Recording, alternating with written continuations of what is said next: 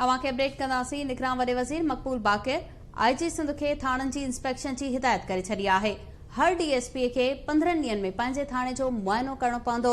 निगरान वॾे वज़ीर मक़बूल बाक़िर हिदायतूं जारी कयूं आहिनि। संदसि चवणु आहे त SSP हर 3 महीननि बाद थाणे जे मुआइने खे यकीनी बणाइनि। DIGs हर 3 महीननि खां पोइ थाणनि जो मुआइनो ज़रूर कनि। एडिशनल IG हर 6 महीननि बाद थाणनि जो मुआइनो यकीनी बणाइनि। अवांखे ॿुधायूं पिया IG सिंध पाण बि साल में 2 भेरा थाणनि जो मुआइनो करे निगरान वॾे वज़ीर मक़बूल बाक़िर हिदायत जारी कई आहे। IG सिंध पाण बि साल में 2 भेरा थाणनि जो मुआइनो करे निगरान वॾे वज़ीर जो चवणु आहे। हर DSP खे 15 ॾींहनि में पंहिंजे थाणनि जो मुआइनो करणो पवंदो। SSP हर 3 महीननि बाद थाणनि जे मुआइने खे यकीनी बणाइनि। जस्टिस रिटायर मक़बूल बाक़िर हिदायत जारी कई आहे। तफ़सील मालूम कंदासीं। लाइन ते मौजूद आहे चीफ रिपोर्टर वहीद राजपत। जी वहीद, अपडेट कजो।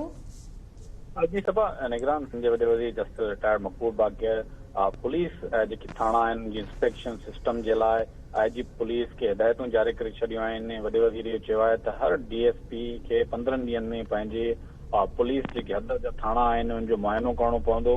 SP हर महीने पंहिंजे थाणे जेको मुआइने खे लाज़मी उहो जेको बणाइणो पवंदो। उनखे SSP जेको हर 3 महीननि बाद जेके उन हदनि जा थाणा आहिनि उनजो मुआइनो उनखे यकीनी जेको बणाइणो पवंदो। DIG हर 3 महीननि खां पोइ थाणनि जो मुआइनो कंदा।